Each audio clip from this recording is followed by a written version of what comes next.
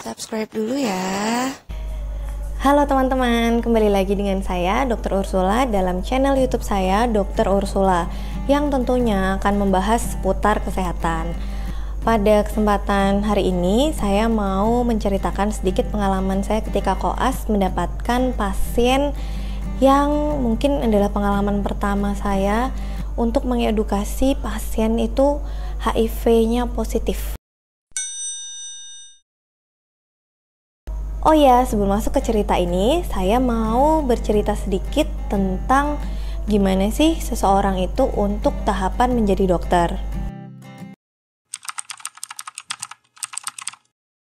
Sebelumnya saya SMA lulus.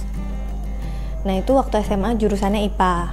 Tapi ada juga sih teman saya lulusan jurusan IPS bisa keterima kedokteran asalkan memang di tes ujian masuknya memang keterima. Nah, waktu itu saya masuk di Universitas Diponegoro. Ketika awalnya itu saya melalui ujian masuk UM 1. Jadi ketika September masuk, nah saya itu dari bulan Maret saya udah tahu kalau saya nanti bakal kuliah FK. Jadi saya memang tidak dengan nilai SMA-nya gitu. Ya ada sih nilai SMA tuh minimal pokoknya harus 8 ke atas. Tapi terus ada tes lagi yang lebih utama dan persentase untuk diterima yang lebih besar itu adalah berdasarkan ujian masuk itu. Saya berkuliah di Universitas Negeri, ya sebetulnya kurang lebih sama ya, sarjana dulu ya, sarjana kedokteran itu 4 tahun. Kemudian setelah lulus sarjana kedokteran kita di wisuda, dan setelah wisuda tuh bukannya cari kerja, kita melanjutkan pendidikan profesi selama 2 tahun agar mendapatkan gelar dokter. Nah, ketika 2 tahun berakhir, kemudian nanti kita akan disumpah sebagai dokter. Kalau sesuai agama ya, karena sumpah ya, kalau saya muslim saya di atas Al-Quran, kalau yang beragama lain sesuai kitab sucinya masing-masing.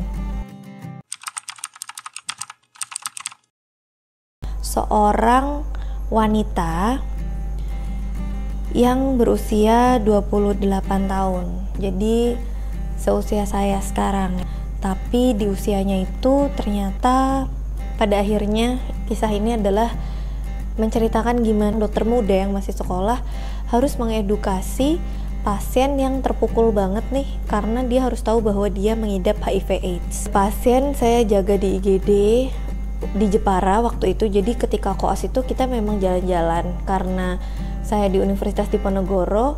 Nah, rumah sakit yang bekerja sama itu adalah rumah sakit yang masih di wilayah Jawa Tengah.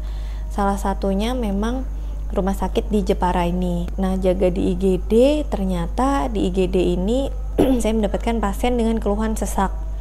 Waktu itu tahun 2014, belum ada pandemi COVID. Kita sesek ya, jadi tetap aja di ronsen dada tetap, dan ternyata paru-parunya adalah gambaran tuberkulosis atau TBC.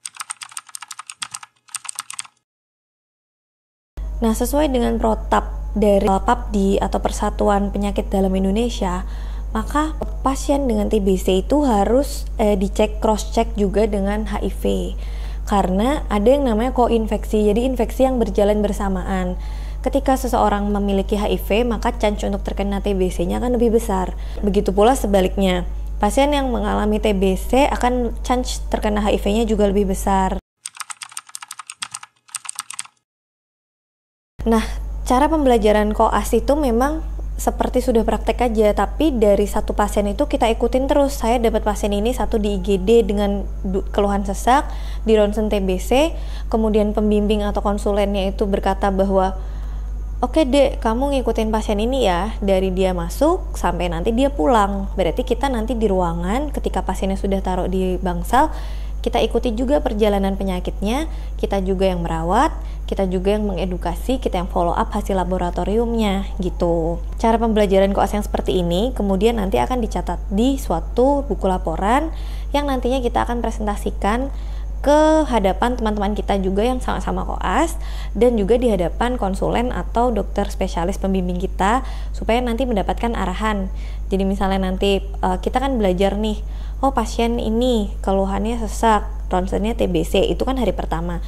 Hari keduanya saya ikutin lagi sampai nanti hari terakhir dia dirawat, dan kemudian obat-obatannya juga kita catat, dan kita harus menjelaskan kenapa penyakit ini diberi obat ini. Dan obat ini itu bekerjanya apa terhadap penyakit ini. Seperti itulah, jadi membentuk suatu kerangka pikir dari dokter.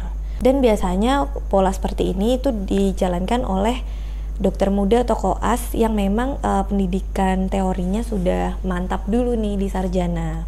Jadi ketika kita mengikuti seorang pasien itu dinyatakan keluar dari rumah sakit, ternyata ada beberapa kriteria pasien itu dinyatakan boleh keluar dari rumah sakit.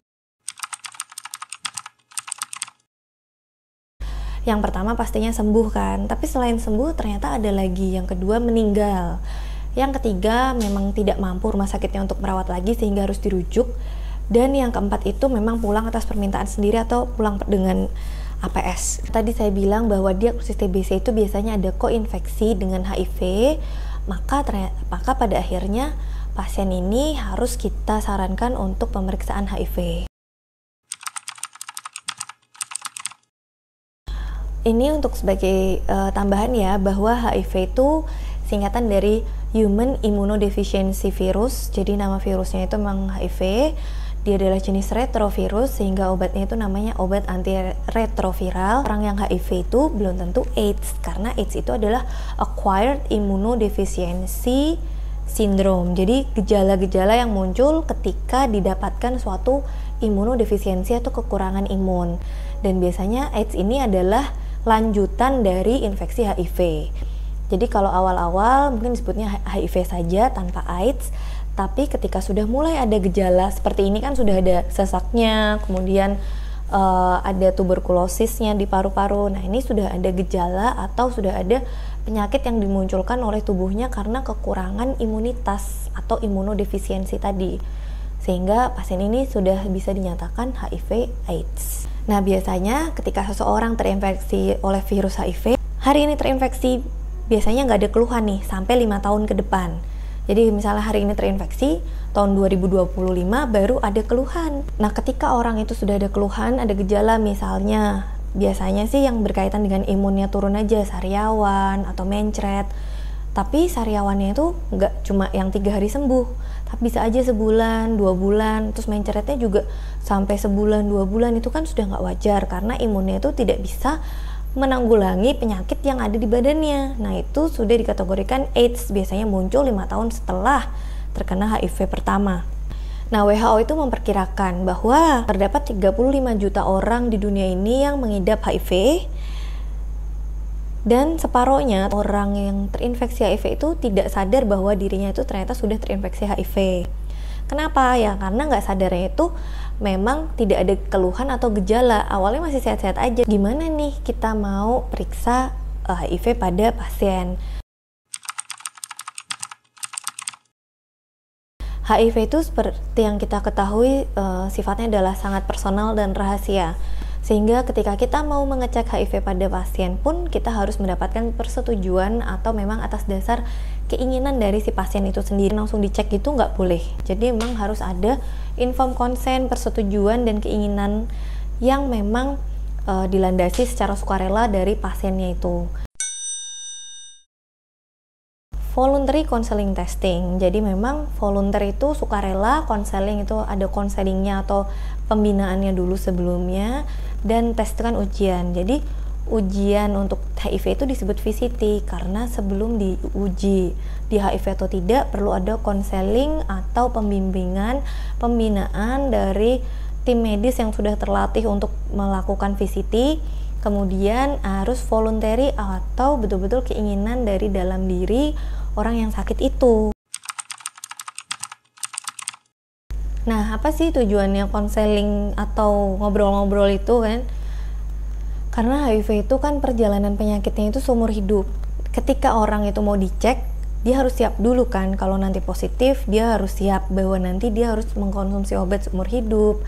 Dan juga harus siap untuk melindungi orang-orang di sekitarnya. Dan ini privacy juga, bahwa bisa jadi orang yang kena itu bahkan istri atau suaminya atau pasangan hidupnya itu tidak diberitahu sama sekali, yang tahu cuma dia. Tapi kan itu sangat beresiko karena penularannya sangat mudah, bisa dari hubungan seksual, darah gitu. Konseling itu adalah gunanya untuk itu, dan juga untuk mencari dari mana dia mendapatkan HIV-nya. Misalnya kalau seorang tenaga medis bisa aja dari tertusuk jarum suntik pasien yang terduga HIV.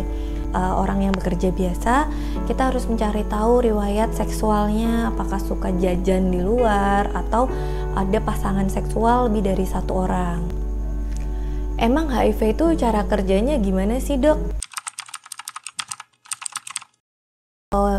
Tinggalnya itu di dalam sel darah putih manusia yang disebut dengan CD4. Nah, sehingga ketika dia tinggal di dalam sel darah putih manusia itu, dia menghancurkan dan menggantikan CD4, fungsi CD4 ini. Sehingga kekebalan tubuh si inangnya atau manusia yang ditunggangi oleh HIV ini akan semakin melemah seiring dengan bertambah banyaknya virus yang menempati sel darah putih, sehingga sel darah putihnya itu tidak berfungsi sebagaimana seharusnya. Akhirnya Nyonya X ini kita lakukan VCT. Ternyata setelah di VCT hasilnya itu positif HIV. Loh, kan saya tadi dapat tugas ya sebagai dokter muda untuk mengikuti perjalanan penyakit Nyonya X ini. Saya kan bingung ya karena masih baru pertama kali mendapatkan pasien. Masa saya ngasih tahu pasiennya, takutnya saya salah ngomong. Akhirnya saya tunggu nih dokter spesialisnya datang supaya saya bisa ngintili atau ngekor dari spesialis ini ketika harus visit ke pasiennya. Cuma saya mau gali-gali dulu nih ibu ini, lagi menggali lebih dalam. Ternyata Nyonya X ini memiliki anak 2 orang, di mana anak pertama dan anak keduanya itu berbeda bapak. Nah, bapak yang atau suami yang sekarang juga nggak tahu kemana. Jadi saya makin bertanya-tanya mendapatkan HIV-nya dari mana. Tapi saya tidak mau menyimpulkan apakah Ibu X ini melakukan hal yang misalnya menjajakan dirinya seperti itu. Tapi bisa saja sih ke arah situ. Cuma kasihan juga ya dengan 2 anaknya. Saya bingung, jadi saya tidak mau memberitahukan dulu bahwa dia HIV-nya positif. Kemudian tak lama datanglah dokter spesialis penyakit dalam pembimbing saya. Dari situ beliau memberikan edukasi terhadap pasien Nyonya X ini bahwa ternyata Nyonya X ini mengalami HIV positif.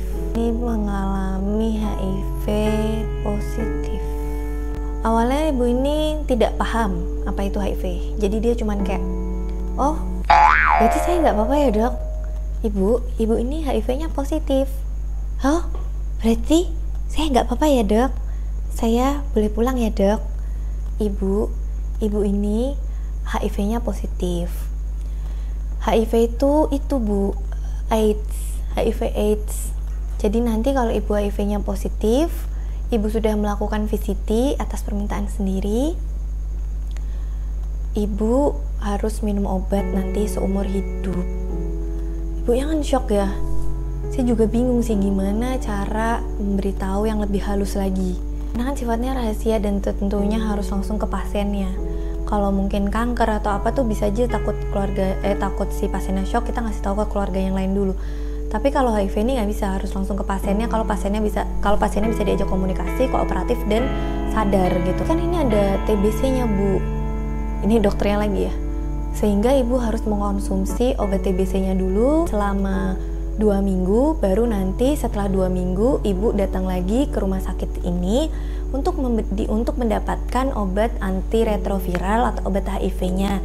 Dan obat HIV ini harus diminum seumur hidup kalau ibu sayang sama keluarga di sekitarnya, karena HIV ini bisa menularkan ke anak, kemudian kepada keluarga yang serumah. Nah, dengan HIV ini ibu juga kalau berhubungan dengan suami atau dengan pasangan harus aman kondom. Nah, ibu itu terdiam kan. Dia itu masih mencerna kata-kata yang berat ini karena ini menyangkut hidupnya sampai nanti gitu. Apalagi anaknya itu yang paling besar masih umur 9 tahun, yang kecil masih umur 4 tahun. Terus ibunya nanya, "Dok, berarti saya ini nggak bisa sembuh ya?"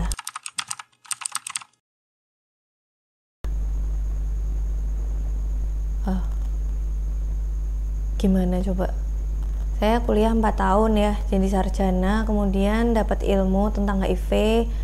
Memang virusnya itu dibawa sampai nanti mati. Kalau dibilang bisa sembuh atau enggak, ya obat untuk menyembuhinnya belum ada. Antiretroviral itu hanya menghambat replikasi atau perkembangbiakan virus, tapi tidak membunuh virusnya. Disampaikan apa adanya, meskipun berat, tapi jujur itu lebih baik. Apalagi untuk kondisi HIV seperti ini, adalah suatu hak dari pasien untuk mengetahui apa yang sebenarnya terjadi pada dirinya, dan pasien harus tahu harus apa ke depannya. Oke. Apa sih poin terpenting untuk mengedukasi pasien HIV di mana dia harus mengkonsumsi obat seumur hidup?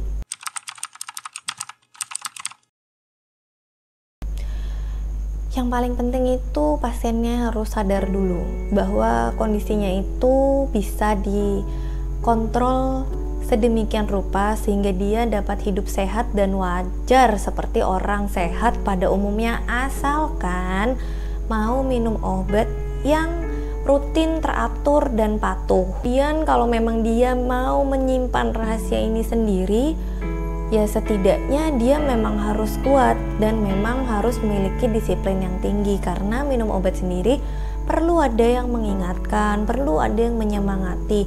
Gak mungkin ada orang lain yang menyemangati atau mengingatkan tapi orang lain itu gak tahu dia sakit apa. Nanti dibilangnya, ngapain kamu minum obat terus, oh kamu sehat-sehat aja. Iya, orang HIV itu bisa sehat dan wajar dan baik-baik saja seperti orang-orang lain yang tidak HIV gitu.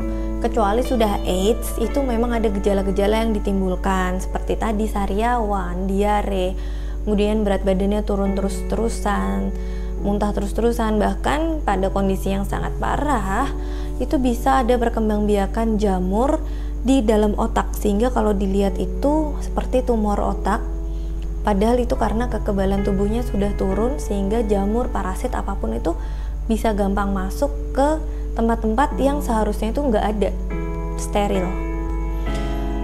Nah ini yang bikin shock, bahwa pasien ini tuh ternyata malah teriak-teriak, nggak mau minum obat gitu, nggak mau minum obat gitu.